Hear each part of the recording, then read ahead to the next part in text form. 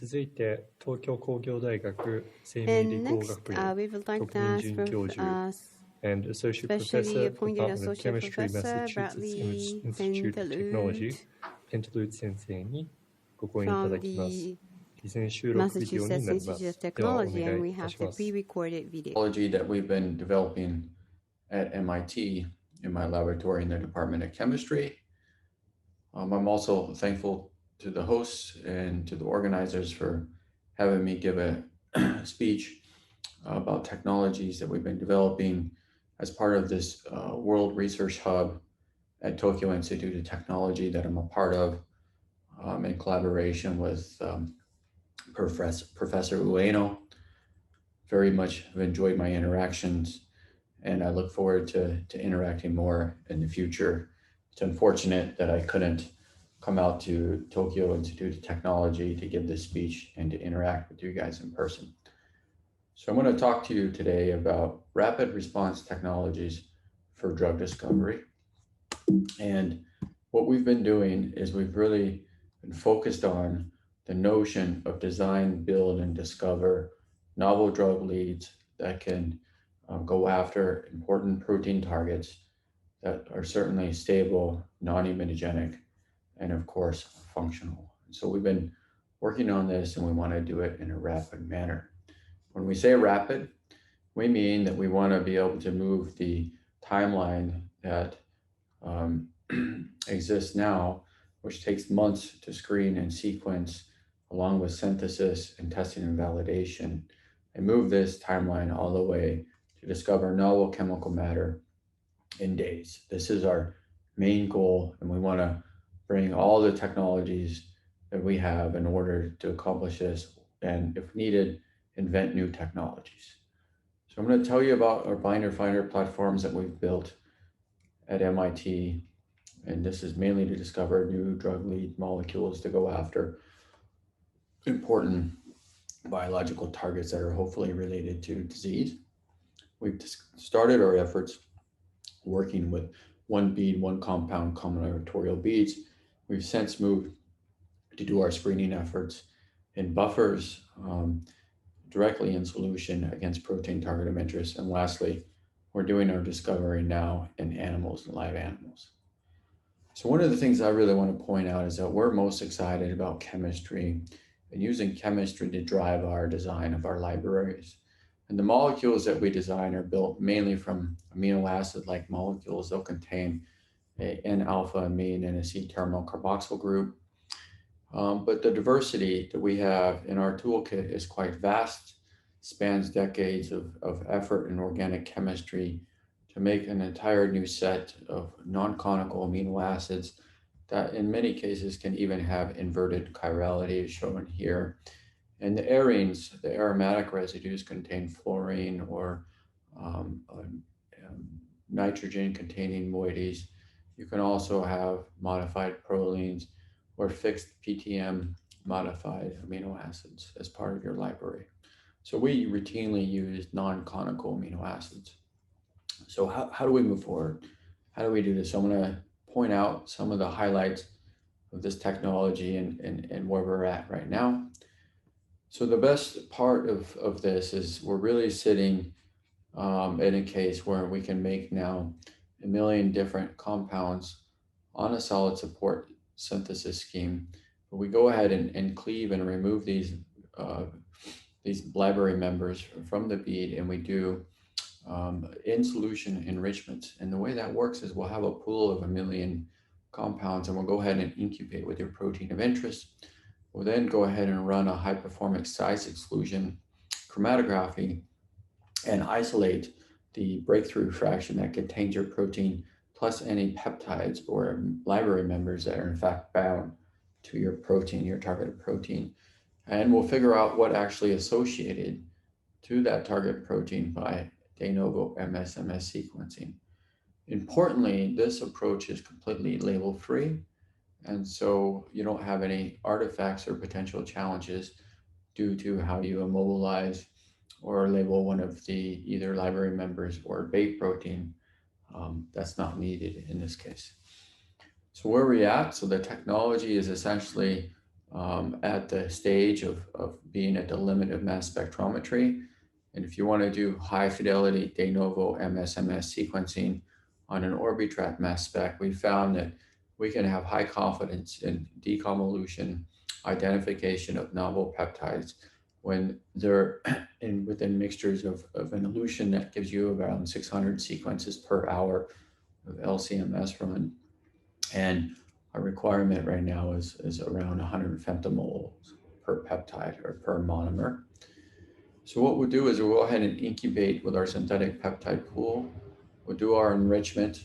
We'll then go ahead and do our sequencing and validation.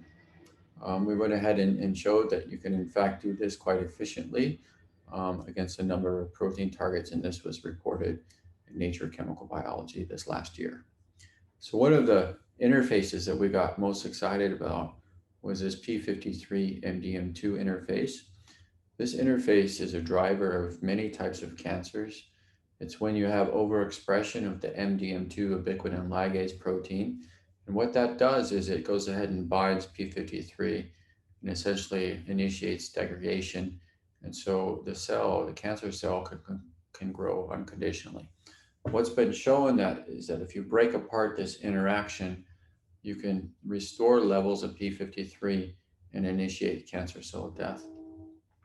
So what's needed to do this is you need to inhibit this protein-protein interface. And so you're seeing P53 region that's interacting with MDM2. And the modulator of this interaction is this phenylalanine tryptophan leucine highlighted in pink. So what we did is we went ahead and made a library using the technology I described to where we varied the positions shown in X, which was natural amino acids, and we incubated this million-member library with that MDM2.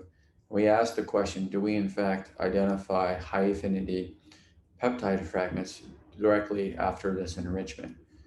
And here's a number of sequences that we identified, synthesized, and validated their binding.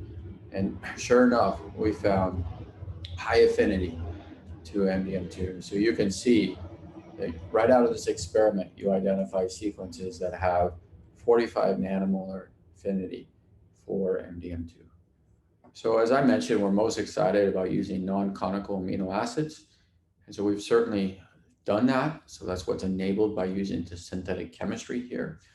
So we went ahead and sprinkled in a whole series of non-conicals at these 3 sites, giving us a million-plus member library. What's really neat here is now we even have brought the potency of the identified molecules down to even 5 or 6 nanomolar. And that's a consequence of having these non-conicals, so this difluorophenylalanine derivative or this cyclobutylalanine. So what's neat here is that when we do these enrichments, we can start to control the stringency. We can control the likelihood of determining any sequence based on its affinity for your target protein. So in this experiment, we're taking the library and we're adding in competitor. We're asking the question, when we increase the concentration of competitor, do we start to decrease the number of identified sequences? And are those identified sequences, in fact, higher affinity binders? So in this experiment, we've titrated in increasing levels of competitor. And as you can see, we decrease the number of identified sequences. We then move on to run an experiment where we not only fix high concentration of competitor that we determined over here, but now titrate in varying levels of MDM2. And sure enough, if you run a very stringent selection, you can identify one sequence. And this turns out to be the highest affinity sequence we've been able to discover thus far. And importantly, it contains 3 non-conical amino acids at those hotspot residues. 3 non-conicals are this difluoro, this hexaala, and this cyclobutyl group. And so it actually comes in right from the screen, sub-nanomolar, 0.5 nanomolar affinity for MDM2. So we're quite excited about this technology. It offers promising avenue to discover completely novel variants that contain non-conicals with high affinity toward targets of interest. Certainly, we can start to think about engineering these molecules so that they become cell-penetrating and can engage and interact with their cytosolic target. We've been able to do that using this hydrocarbon linker that's been developed over the years by a number of people, including Greg Verdine and Tommy Sawyer. We've also developed our own macrocyclization chemistry that's based on these perfluoroarenes that can potentiate uptake into cells. And what's great is here's a cancer cell line, an SJ7A or SJSA-1 osteocarcinoma cell line. And when we go ahead and study their cell uptake, we found that these macrocycles of these novel peptides do in fact penetrate these cancer cells. And that's shown by the green fluorescence here. And this is in comparison to a compound that's actually in the clinic in phase 3 clinical trials right now. So this is quite promising. We know we're cell penetrating, but if we in fact get into the cells, we would expect to see some biochemical consequences. And that's exactly what happens when you analyze these peptides these materials, these cells, when they've been incubated with these macrocyclic peptides. You can actually see by Western blot, which I'm showing here, perturbation of the p53 pathway. So here's the macrocycle here. And when you do a treatment, if you're activating this pathway, p53 in particular, you would expect to see increased levels of p21, and that's exactly what we see. You also see that in the metathesis, the hydrocarbon-linked species. If you compare this compounds to the scrambled, you don't see any activity, and if you don't do the ring closure, you don't see any uptake into cells. So we're quite excited that we can even move our discovered variants into a cell-based assay. So we've since further expanded this enrichment discovery platform to be and operate in a multiplex expanded diversity type format. And in this format, what we've developed is a way to work with 100 million peptides in solution. And the way we'll do that is we'll incubate this library with either target 1 or target 2. And then at the end of the day, we'll go ahead and use magnetic beads to enrich for our biotinylated protein. And if any library members are bound, they will actually remain stuck. Eventually, we will elute and do our mass spectrometry experiment, our de novo MSMS. And so what's neat in this assay is that we can identify sequences that are highly selective for your target of interest. We can now make comparisons. So we can go ahead and look at the sequences that we identify to target 1 and assure ourselves that this sequence doesn't bind to target 2. And we'll confirm that based on our mass spectrometry enrichment experiments. So in this case, the blue sequence shown here would be specific to target 1 and not show binding to target 2. Whereas the red variant actually showed ionization or identification from both enrichments, suggesting that this is a promiscuous binding peptide. So we're really set in this discovery platform at around 100 million member library members. And this is ultimately has to do with the concentration of library that we can work with, the individual concentration of each member, and then ultimately the amount of material that you inject into your mass spec. And it's around 3.4 picograms is where we're at. So nonetheless, 100 million member library is sufficient for us to do de novo screening. What we like to do is we like to take our protein of interest, and then our library of interest and our various protein targets, and we'll go ahead and just incubate this library across a whole series of targets and go ahead and do our screening campaigns in a multiplex format. So what I want to show you is a recent effort that really got us excited about the power of this technology. It has to do with targeting this very important protein that's in the cytosol of all our cells. This is 14-3 protein. And this protein likes to bind phosphoserine type peptides.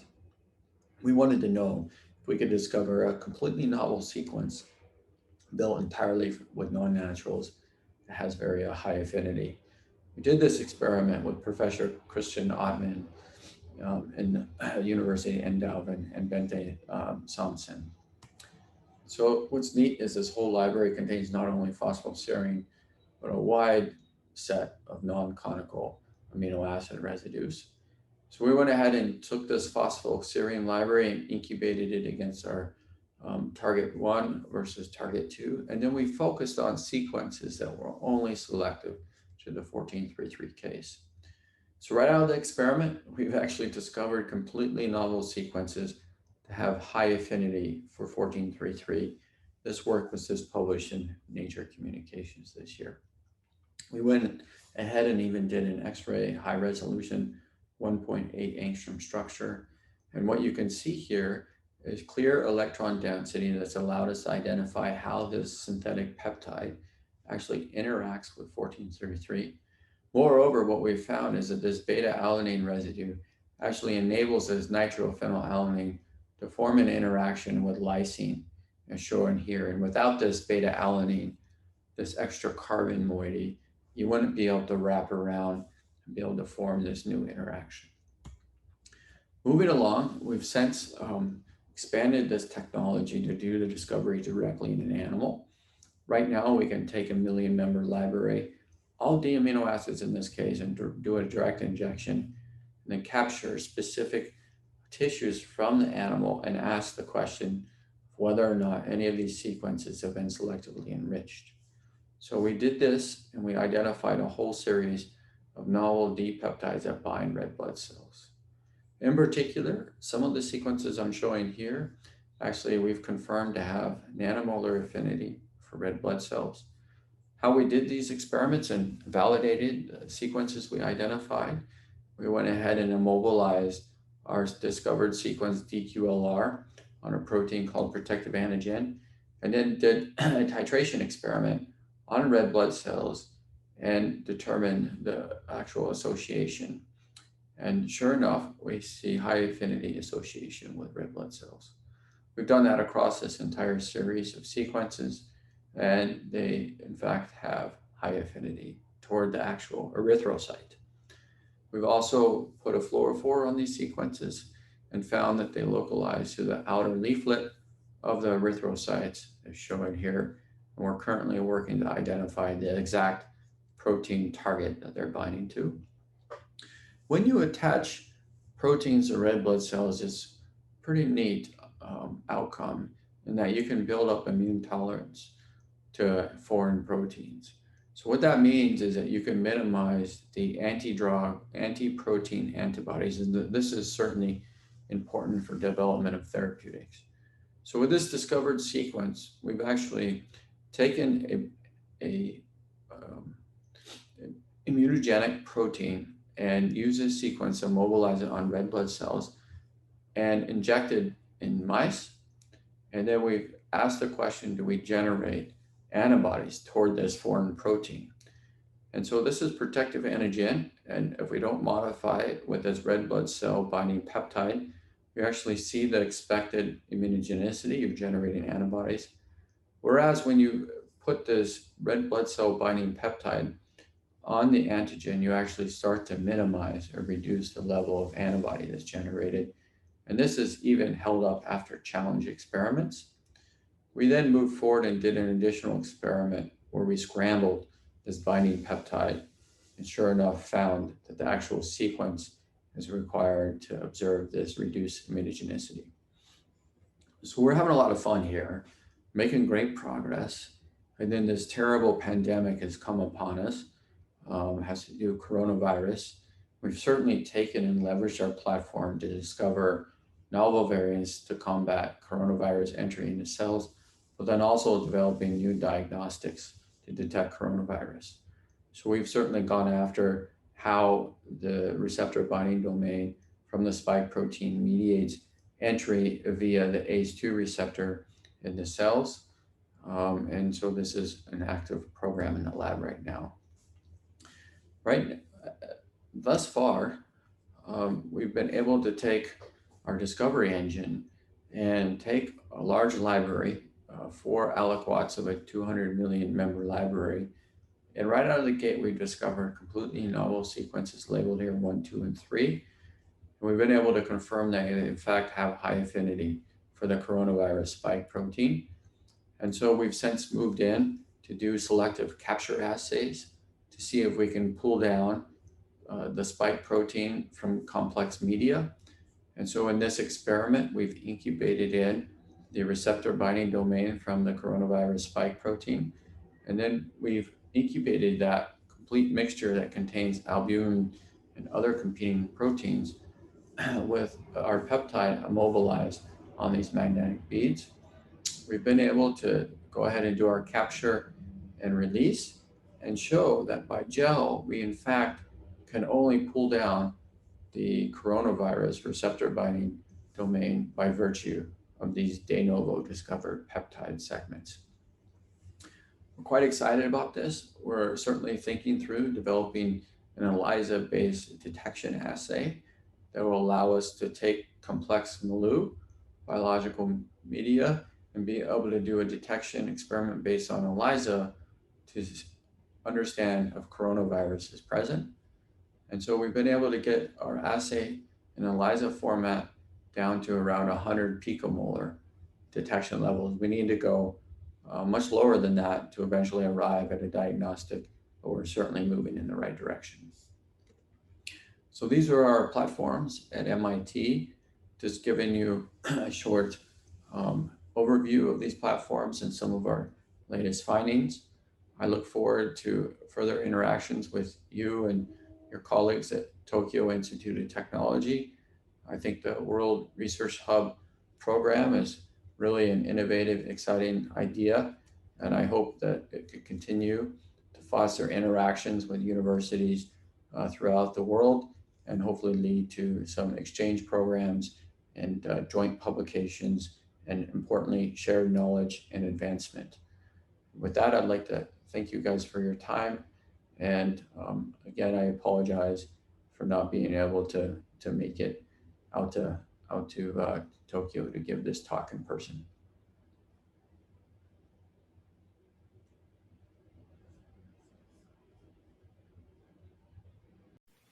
ペントルーツ先生、ありがとうございました。Finally, we will hear from Director de Research at the CNRS in France and specially appointed professor at the Tokyo Institute of Technology, Dr. Anne Zeneka-Rentian. Professor Zeneka-Rentian, please begin when you're ready.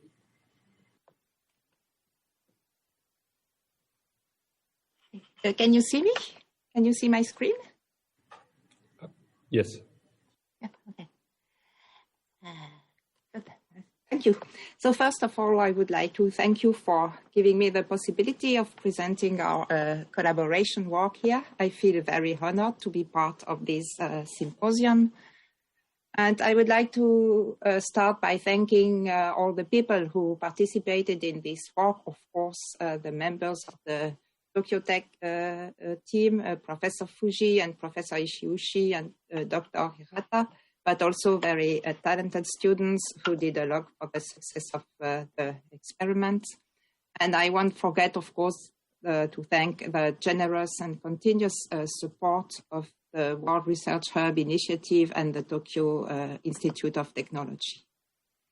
So most of my work is devoted to chirality, which is the property of an object that cannot be superimposed with its mirror image. So chirality is pervasive in nature. You can find it at every scale of nature, from the tendril of wine here to the microscope. Professor, could you place your screen? Pardon? Could you place your screen? I'm sharing my screen. No, we see your face now. Ah, sorry. Écran partagé.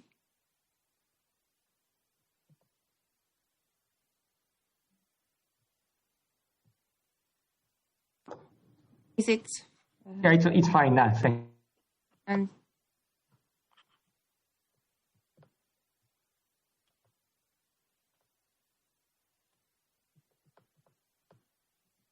And here you can see my... Yes. Yes, perfect. Thank you. Okay. Sorry for the mistake.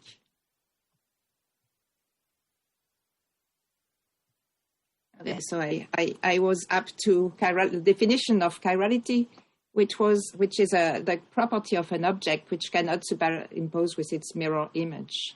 And chirality is pervasive in nature. You can find this property at every scale of nature, from the macroscopic scale, like the tendril of wine here, to the microscopic scale, like the DNA helix, which is a right-handed helix.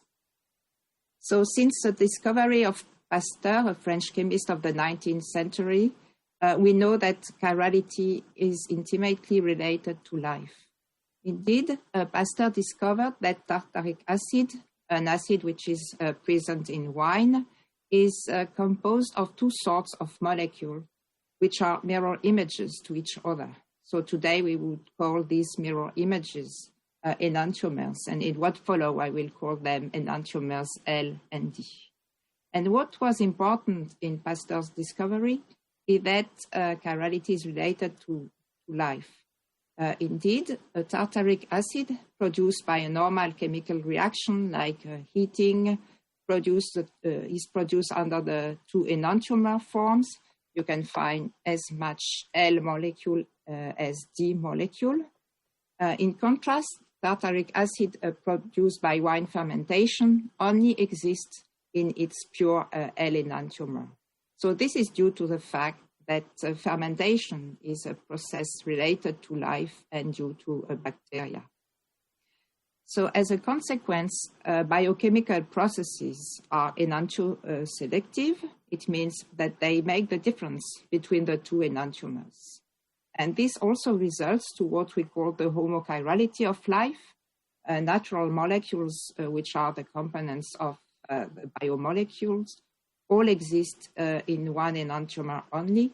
For example, the amino acids are all L, while the sugars are all D. Chirality also plays a very important role in molecular interactions and biological processes.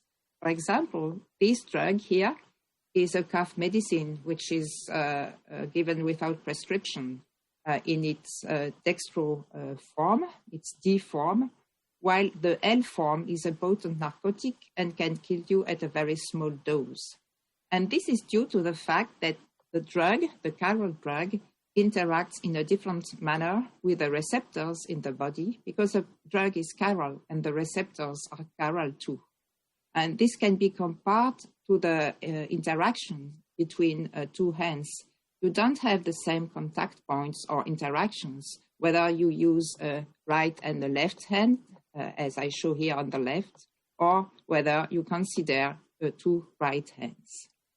So what we want to understand, the aim of our work is to understand where these, the selectivity of these interactions come from.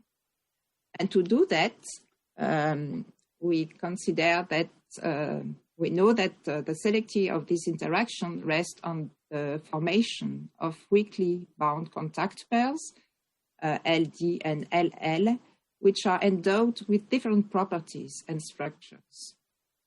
In real life, in nature, these contact pairs are transient, so they cannot be isolated and studied at the molecular point level. So what we want to do is to isolate these contact pairs and observe how the interactions at play within them are different. For example, I show you here on the left the example of a D molecule interacting with an L substrate. You can see that we have a good match between the colors, blue with blue, red with red, and black with black, which means that the interactions are optimum, while here for the LL pair, we cannot have the same good match so that the interactions are less good. So it's what we want to understand, and to do that, we want to get rid of the influence of the solvent and to stabilize this contact pair. So what we do, we isolate the contact pairs or the molecules in the gas phase to study their intrinsic properties without the influence of the environment, without the perturbation brought upon by the solvent. And this allows comparison with quantum chemical calculations. And a powerful tool for reaching this goal is the cryogenic ion trap, which has been developed by the team of Professor Fuji at the Tokyo Tech, which I will show you now. I won't go into the details of the experiment, but basically the idea is to put the biomolecules we want to study in solution, then to spray them, to put them into the gas phase. Then we guide the ion produced thereby and sort them as a function of their mass before they are stored in a cryogenic ion trap. So that we end up with stored ion which are isolated in the gas phase at a temperature of about 10 to 5 Kelvin. And then we can interrogate these ions by infrared or UV spectroscopy, which gives us the signature of their structure. The diagnostic we use is based on infrared spectroscopy. Basically, we are interested in the mode which is localized here on the OH or NH groups, more precisely the stretching mode of this group, the stretching mode of vibration. And what we know is that the frequency of this stretching vibration strongly depends on the environment.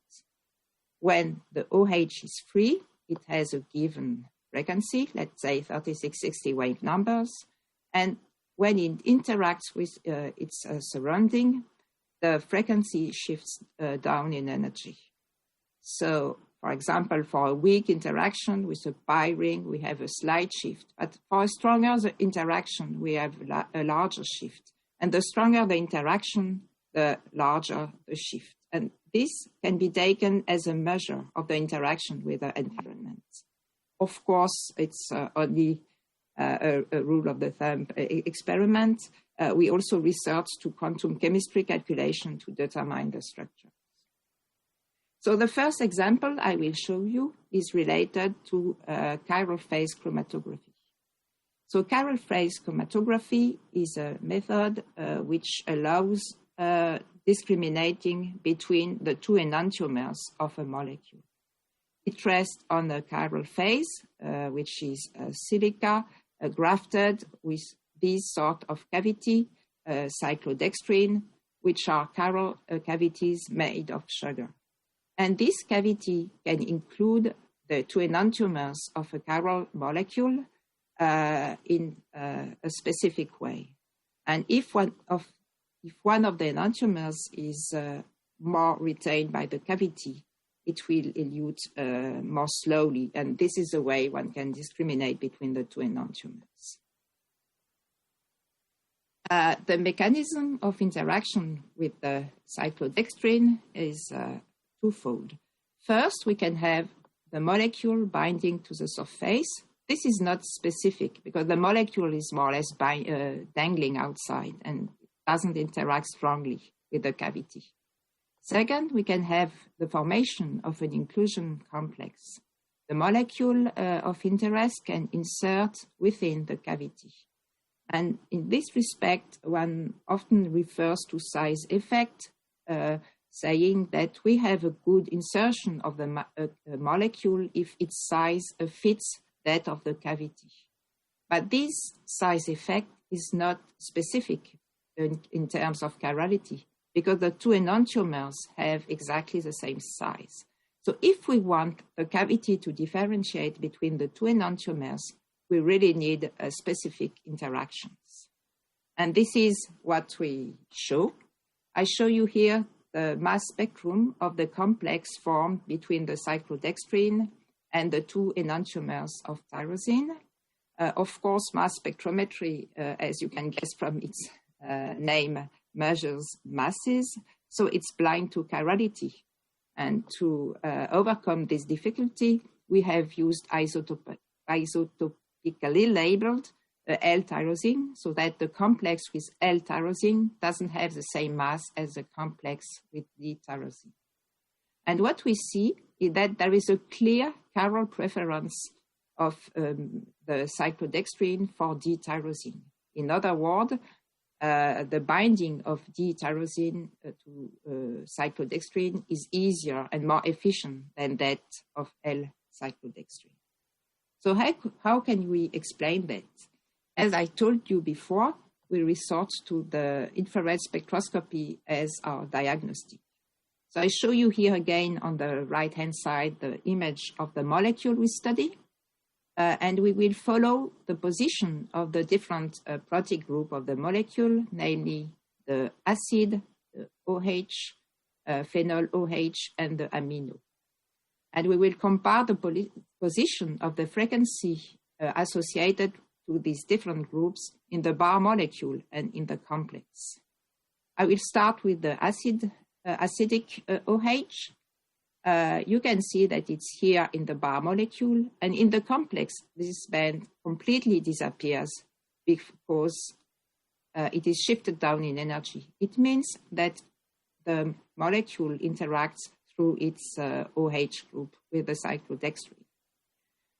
For the amino, we see also a modification of this blue pattern associated with the NH stretch, and we can deduce from that the molecule also interacts through the amino group with the cyclodextrin. But more interesting is the case of the phenyl OH. You can see that it's here in the bar molecule, and for the L-tyrosine, it remains here, so nothing happens. The phenyl OH group is free. But in contrast, for the D-tyrosine, we still see a bit of this free phenyl, but we see an additional band which is associated with a phenyl in interaction with the cyclodextrin. So we can deduce from this result and from the theoretical calculations we have run that we have two kinds of complexes.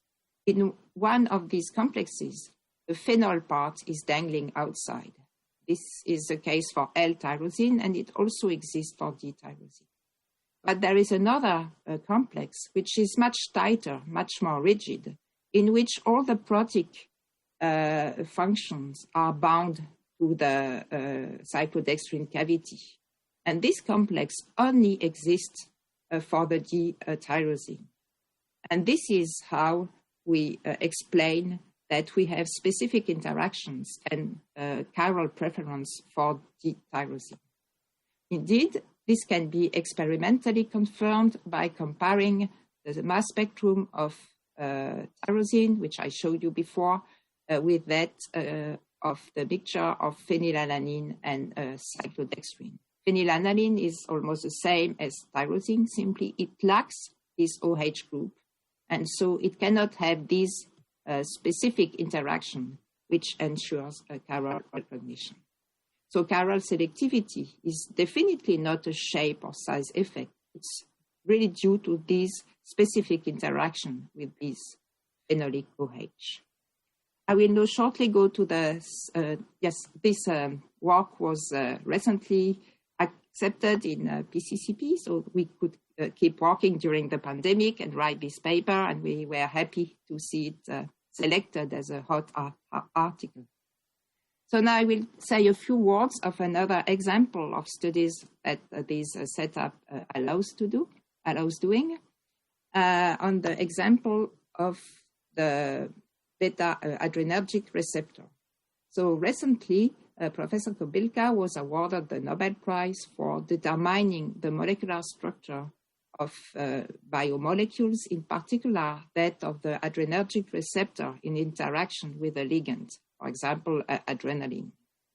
So this receptor is a very complex molecule consisting of several transmembrane proteins.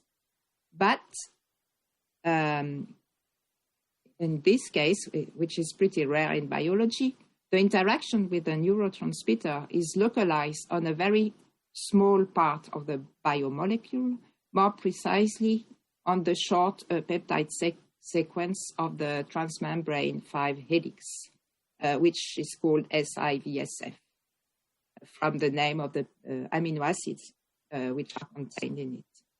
So Professor Fuji and Professor Ishiushi got the idea of isolating this complex made from the short peptide sequence and different neurotransmitters or molecules to mimic the binding motif of the neurotransmitter in the receptor.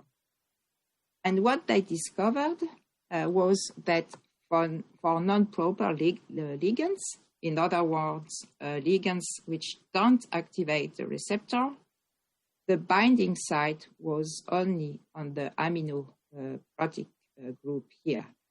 But for proper ligands like adrenaline, ligands which activate the receptor, the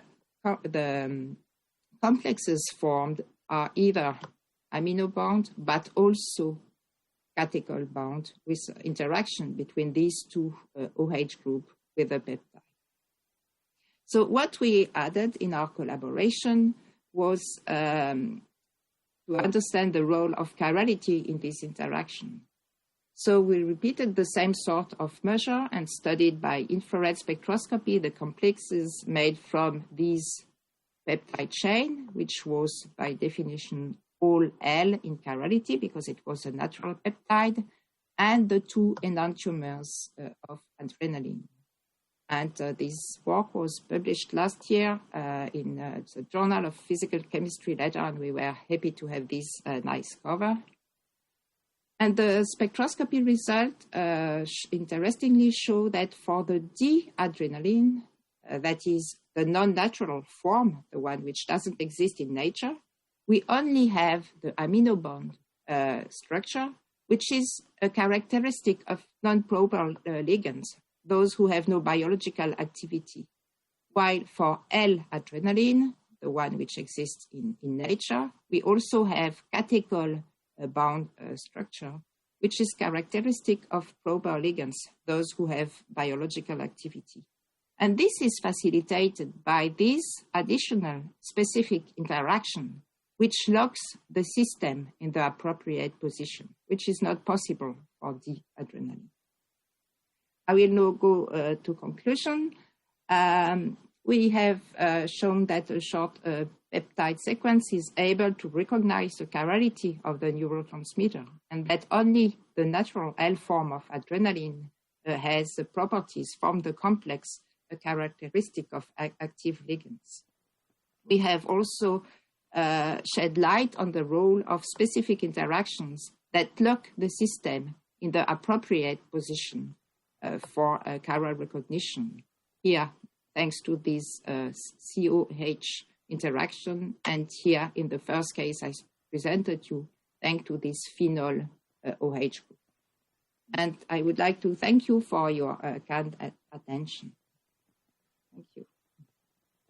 Professor Zeneka Rentian, thank you for your very interesting presentation.